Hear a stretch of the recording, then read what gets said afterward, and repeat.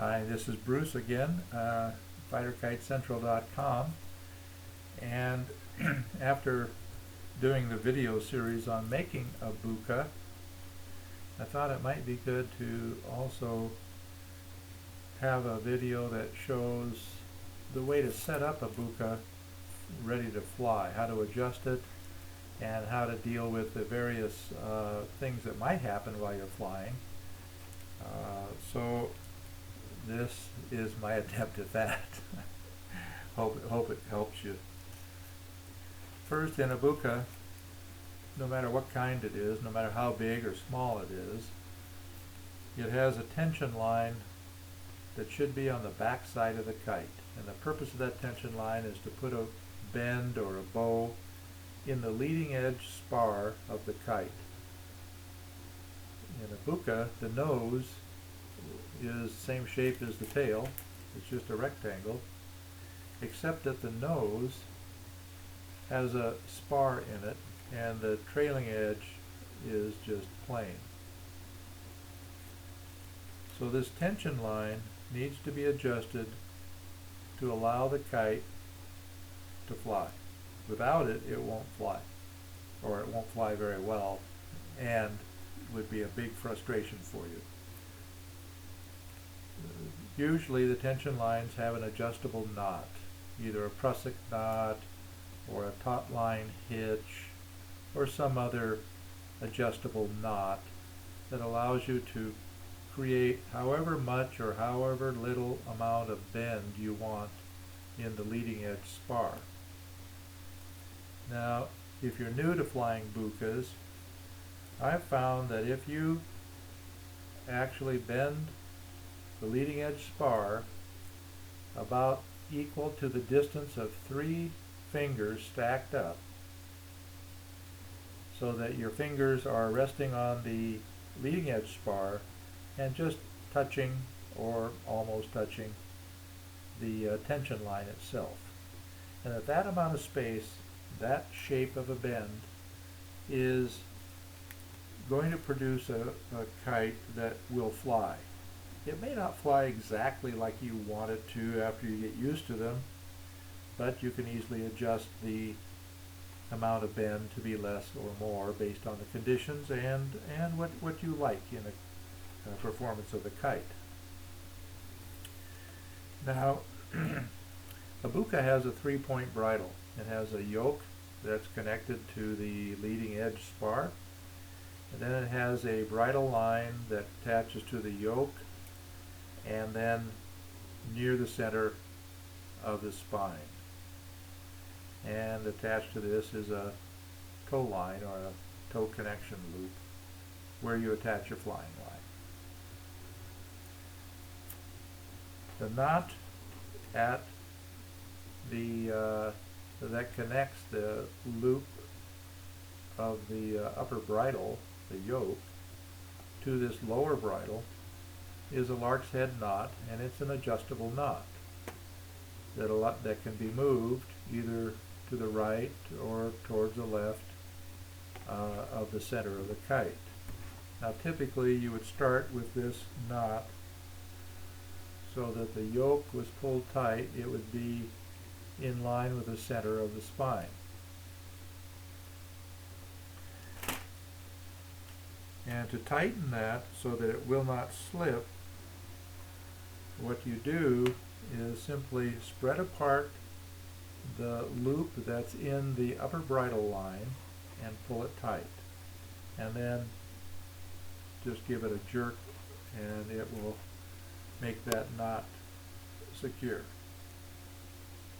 So if you're flying a buka and it's always spinning, won't fly straight, there's a couple of things you can do. And there's one thing you really can't do. The one thing you cannot do is change the wind speed. Now sometimes if the kite is spinning all the time, it really means that the kite is too stiff, or in this case too small, for the light amount of wind that you're trying to fly it in. So if that's the case, if you're trying to fly in very light winds and you're flying a kite, a buka that's 10 inches by 15 or smaller, and the wind speed is less than 6 miles an hour, you're going to have a tough time flying the kite. If it's a larger buka, then it'll fly in lighter winds, no problem. It'll fly in zero wind if you have a large enough one and a lightweight enough one. But if it's spinning all the time and the wind is blowing sufficient speed, the chances are good that the toe connection point is too close to the leading edge, which increases the amount of spin of the kite.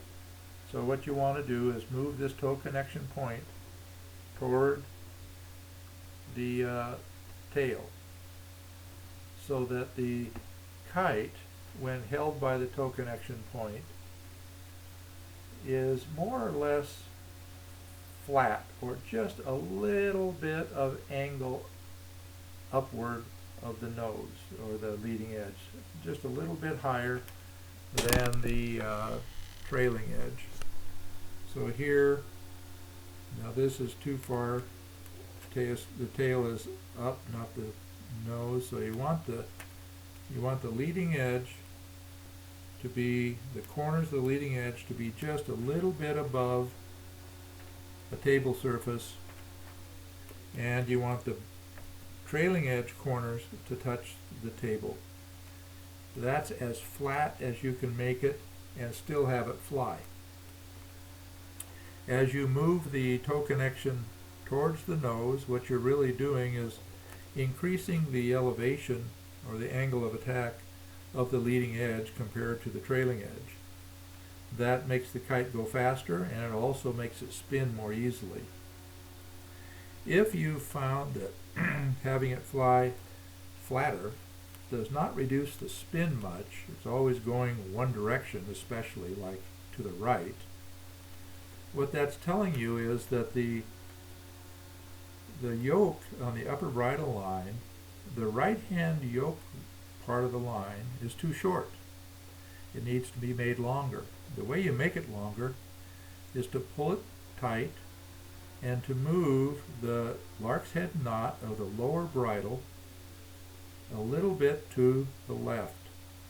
And I mean just a tiny bit, maybe a 1/16 of an inch, maybe a 1/2 millimeter, very, very little.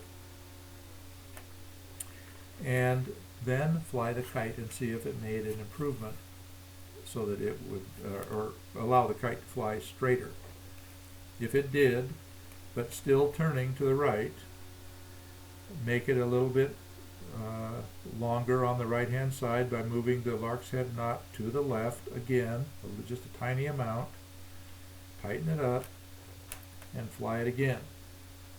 And you may come to a point where you overcorrected and now it's going to be spinning to the left. Well, obviously you want to move the lark's head knot just a little bit to the right, and maybe just a 1/64 of an inch is all it takes. But once that's established and true, your kite will fly straight all the time, and the amount of spin will be determined by the location of the toe connection point relative to how close it is to the nose and how much bend you have. And the amount of bend will affect the spinning. The more bend usually will reduce the spinning, well, to an extent. You'll have to experiment a little bit with this to see, because it depends on the wind speed. Well, this is basically how you set up a buka to fly. I hope you enjoy flying bukas. I sure do. They're a great kite to fly. They're quite fast. They track very straight once they're set up correctly.